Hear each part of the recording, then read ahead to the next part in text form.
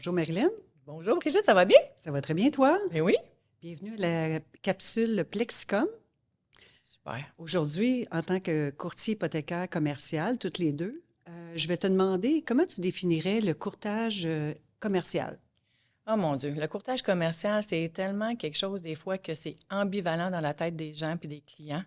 Moi, je trouve que c'est une excellente question parce qu'il y a souvent confusion entre courtage résidentiel et commercial. Moi, souvent, ce que j'explique à mes clients, c'est on devrait plutôt parler de financement au particulier versus financement au commercial. Il y a une différence entre les deux parce que quand on parle de résidentiel, on peut avoir des multiplexes résidentiels, mais qu'on va financer au commercial. Tandis qu'une maison, tu achètes ta maison, normalement, tu vas la financer au résidentiel. Règle générale, le commercial va couvrir les produits suivants. On va parler de multilogement résidentiel 5 portées plus. C'est la règle générale parce qu'il y a certaines institutions financières qui a toujours des exceptions à la règle, là, qui vont un peu enfreindre cette règle-là.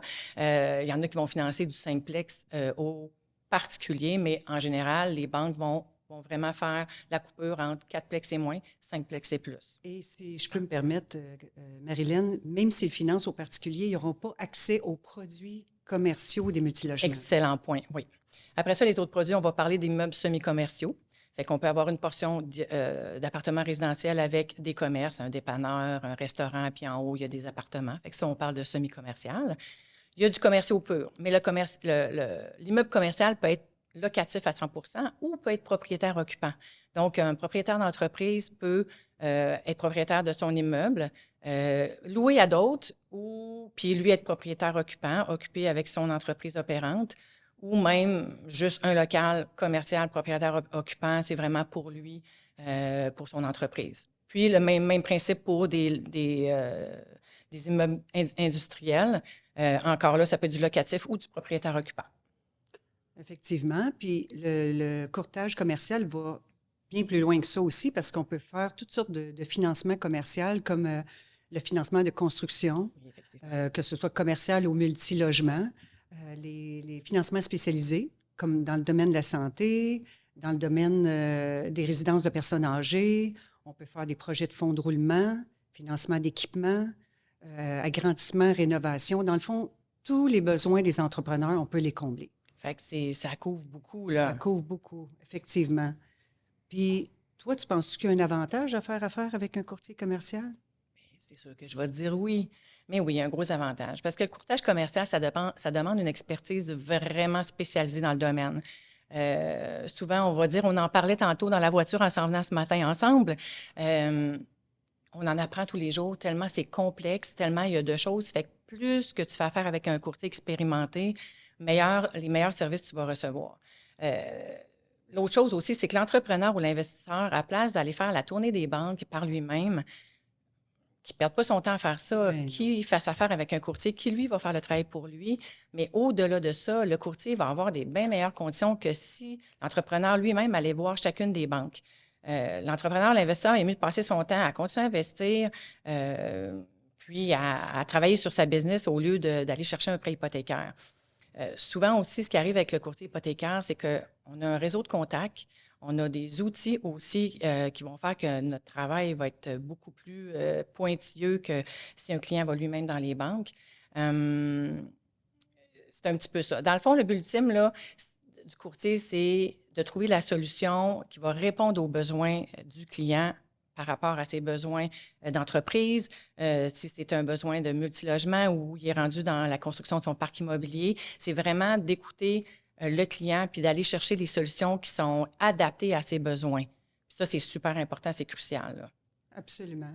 Puis, au-delà du fait d'aller trouver la meilleure offre de financement, le courtier hypothécaire, il a un rôle de conseiller dès le départ. Mm. Lui, il va analyser le dossier avec les informations recueillies, puis il va voir tout de suite s'il est compétent et expérimenté. Il va voir les enjeux du dossier. Oui, tellement. Et ça, c'est très, très important d'être capable de cibler les enjeux, les risques du dossier pour être capable de les mitiger.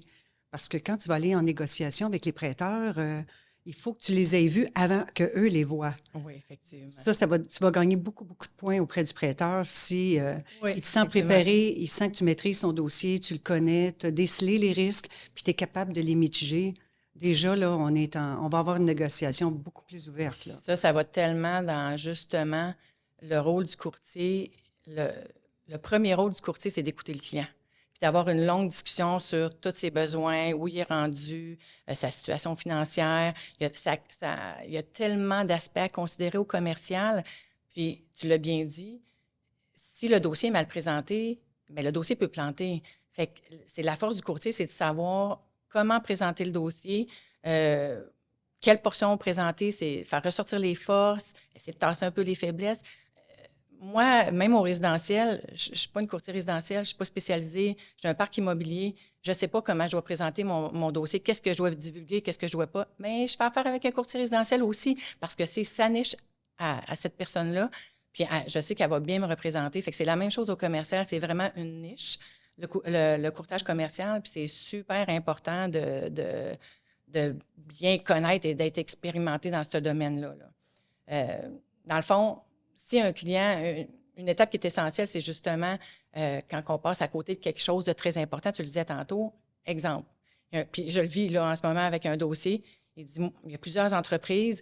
Il dit, là, je suis tanné que cette entreprise-là soit toujours caution de toutes les autres entreprises parce que c'est elle la plus forte, mais il ne veut pas.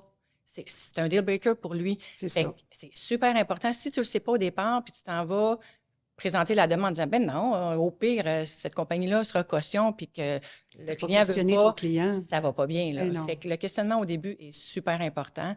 Parce que là, sinon, il faut que tu retournes, puis tu me le racontais tantôt, un client n'a pas été transparent avec toi, tu es allé à une banque, il y a quelque chose qui a glitché, tu es allé à l'autre, mais tu ne serais pas allé à l'autre si tu avais divulgué certaines informations. Fait que là, c'est de la perte de temps. C'est super important que le client soit transparent aussi avec nous. Là. Exactement, pour que nous, on puisse être capable de l'être avec la banque. Exactement. C'est pour ça que la due diligence, c'est très, très, très important. Il ne faut pas que tu négliges rien. Il faut que tu analyses la solvabilité du client. On fait des bureaux de crédit sur l'entreprise. On examine la qualité des garanties qu'on va donner. Il faut vraiment passer au peigne fin tout le dossier pour bien le maîtriser, pour être capable de négocier les bonnes conditions. Oui. Puis si tu ne vois pas quelque chose, puis que ça vient à l'œil du banquier, tu perds un petit peu des points. Là. Oui, c'est clair. Cette personne-là ne maîtrise pas son dossier, elle n'a pas fait son due deal, puis on va perdre des points puis de la confiance des prêteurs. Là. C'est important de bien examiner. Des fois même, on peut aller, évidemment, il y a l'index aux immeubles, tu peux voir les créanciers qui sont présents sur l'immeuble, tu peux faire les bureaux de crédit pour voir la solvabilité. Oui. On fait remplir des formulaires où est-ce qu'on dit aux clients de déclarer si on fait faillite ou ont eu des jugements. Oui, effectivement. Qui est très important d'être transparent parce que ça peut amener des conséquences, comme j'ai déjà vécu. Exactement. Et même le web.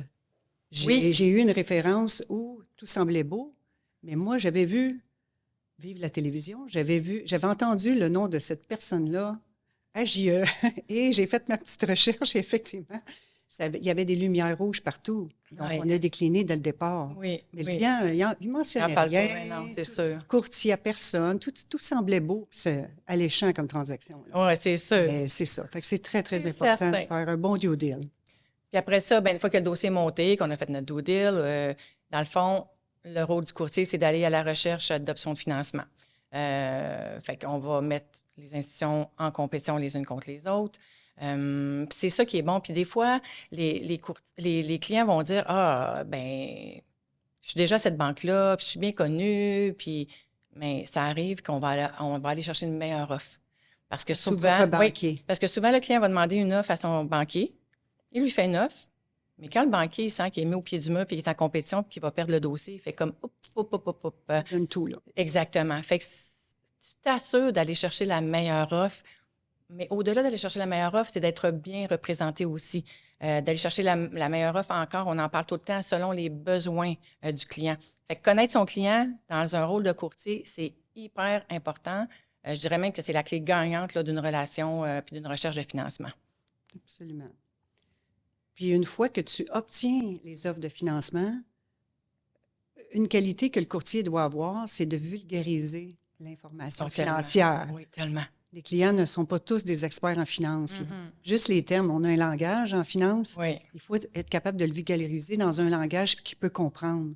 Puis nous, chez Multiprêt, on fait un beau tableau récapitulatif avec tous les prêteurs. Oui. toutes les conditions, tout ce qui est essentiel pour prendre une décision. Mhm. Puis ensemble, on les regarde avec le client pour l'aider à prendre la bonne décision en fonction de ses besoins et ses objectifs à Exactement. court, moyen, long terme. Donc, ça, c'est une autre partie de notre travail qui est importante aussi. Bien, souvent, justement, quand on présente ce tableau des options-là, moi, ça arrive souvent qu'un banquier va faire son esquisse de financement puis va dire Hey, Marilyn, j'aimerais vraiment l'avoir ce deal-là. Fait que si c'est pas moi qui est gagnant puis qui a la meilleure offre, reviens-moi, je vais renchérir. Mais des fois, je dis ben fais-moi là donc tout de suite ton offre. Mais tout ça pour dire qu'un des rôles du courtier aussi, c'est de négocier. Oui. Fait que cette négociation-là est importante. Puis, le courtier va savoir quel levier il peut négocier puis lesquels sont non négociables avec la banque. Ou d'une banque à l'autre, les aspects de négociation vont être différents dans le sens où, admettons, tel frais, ça peut être négociable, ou la période d'amortissement peut être négociable dans une banque, mais pas dans l'autre. Le courtier connaît ses banquiers, connaît les conditions de chacune. Est-ce qu'il est négociable ou pas? Exactement. Fait que son rôle, c'est de revenir puis de justement être capable de faire cette négociation-là. Puis même après cette première ébauche-là de tableau, c'est de regarder avec le client, bon, lesquels deux seraient les meilleurs. On en discute. OK, je retourne négocier, puis on va essayer de renchérir. Puis la clé dans la négociation, c'est Hey, banquier A, banquier B m'offre ça, es-tu capable de m'offrir tant? Parce que si tu le fais, tu gagnes le deal. Fait que c'est super important. Là. Ça nous donne un pouvoir de négociation qui est très, très, très grand. Quand tu vas juste vers un prêteur négocier, mais tu n'as rien dans les mains, c'est ça. Tes arguments, ils ne sont pas appuyés par rien. Non, mais quand tu dis, il y en a qui l'offrent, là. C'est ça. Je pense que tu peux, si tu veux vraiment le deal, es-tu capable de travailler un petit peu là-dessus, tu sais? C'est ça, exactement. Ça nous donne ce beau pouvoir-là. Puis, dans le fond, quand on est rendu après la négociation, le choix de l'offre par le client, là, il va rester l'étape, on s'en va vers le déboursé. Mm-hmm. Et là, notre rôle, dans le fond, on est encore présent, là, dans le fond, jusqu'au déboursé.